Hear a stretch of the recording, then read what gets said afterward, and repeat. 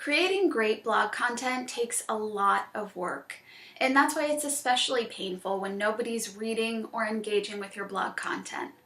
I'm Whitney Ryan, and in this video, I'll show you an easy way to guarantee that you're blogging about topics that people have proven to be interested in.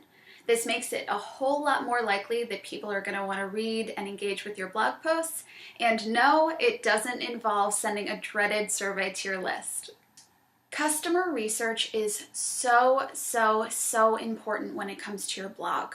If you're going to be putting in 4, 5, or 6 hours a week into creating blog content, you really want to be sure that people are reading it and people are absorbing it and people are enjoying it. Otherwise, what's the use? You're busy, you've got 1,000,001 other things to do. This is exactly why you need to do your customer research, because your customers and your audience are really busy too. They have 1,000,001 other things they need to do. And so as a result, they're really picky with what they pay attention to online. They're kind of always dialing into WIFM, what's in it for me?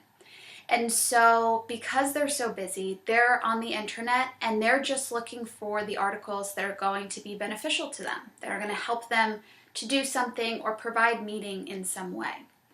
So a lot of business owners, because you know your customers, right? You know what they need, you know what they're struggling with, and you know how to help them work through those struggles. But the challenge is that unless they see those struggles, unless they believe that what you're sharing is worth their time, then they're not going to be reading it.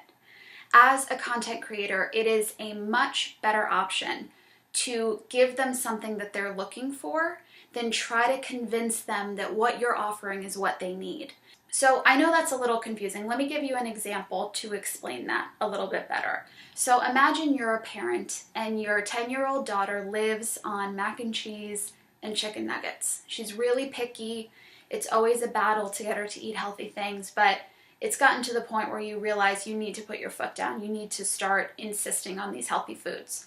And so you've got two options of what you can include in her lunchbox. You can include a big leafy green kale salad that is full of vitamins and you know is going to be so healthy for her, but she hates kale. She can't stand the taste of it, so you're going to have to work really hard to convince her to eat it. Or you can put in carrot sticks and apple slices. She loves both of those things. She eats them now anyways when you have them in the house. What are you going to choose? I'm pretty sure you would just choose the carrot sticks and the apple slices because you don't have to fight her to eat them. You just present them and she's going to eat them. They might not be quite as healthy as the kale salad. Maybe there are some more vitamins and nutrients in the kale salad, but they're still pretty damn healthy, right? So this is exactly what you're doing with your customers. I'm going to show you, I'm going to hop behind the screen in just a minute, and I'm going to show you how you can use a tool to find out topics that your customers are looking for and proving that they're interested in, and you're going to create content around that, and you can put in the goodness that you want to share under those topics. The tool I'm going to be showing you today is called BuzzSumo, and you can get to it by going to buzzsumo.com. And BuzzSumo is a really cool website. It has a free plan and a pro plan. The free plan should be just fine for what you need to do though. And this is exactly what it does. It analyzes what content performs best for any topic or competitor. So I'm going to go ahead and log in. And there's two ways that you can do it, so I'll quickly show you how to use both. The first is that you type in a topic or a keyword from your industry, something you have expertise in. So I'll search for copywriting.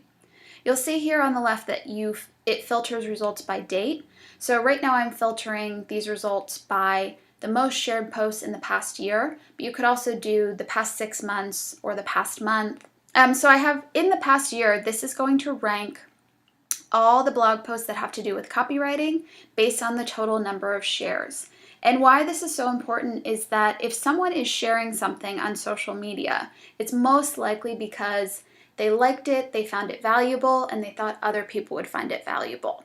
And that's a really good clue that it's the type of content that you should be writing if you want to connect with your audience. This is cool too because you can filter by different networks. So sometimes I'll play around and see what what's the most shared on Facebook versus Twitter versus Pinterest. But for now, for this example, I'll just show you total shares. So you're just going to scroll down until you see a topic that kind of aligns with what you might want to talk about. So 10 simple edits that'll instantly improve any piece of writing. That sounds good. That sounds like something I could definitely write about. Now, I'm definitely not advocating that you just create the same piece of content. Number one, because it's already created, so there's no need for the same exact thing. And because copying would just be yucky. I don't want you to copy what somebody else has done by any means. But I just want you to take note of the topic. So this one for me, people are clearly interested in simple edits, some little simple changes they can make to really increase the quality of their writing. And that's definitely something that I could talk more about. So I'll keep that one open. And what I do normally is I'll just scroll through. You can see that I've come in here and some of these purple ones I have opened and read through. But just anything that looks good to you and looks appealing, open it up in a new tab, or you can like create a Google Doc or an Evernote file or a Word doc and just keep track of the links that you really like. And you can go back and revisit them when you're setting up your editorial calendar, your blog calendar. So the other way that you can use BuzzSumo is by typing in a competitor's website. Or, I mean, Moz isn't really a competitor of mine, but they talk about a lot of topics that my ideal customers would be interested in. So you can actually put in different websites here, which I actually like doing that even better than keywords. And so same thing, you're just going to scroll through, and when you find an article that you might want to talk about, open it up. Like this, some of my clients are really interested in SEO and incorporating keywords into their blog posts. So that could be an interesting thing for me to talk about, saying, where should you put your efforts on jamming it full of keywords or on picking really engaging topics? So I hope you get the idea. Go through and type in some big blogs in your industry, some competitors, and some of your keywords. And I bet you're going to find a ton of blog inspiration. Thanks so much for watching. I hope you liked the video, and I'll see you in the next one.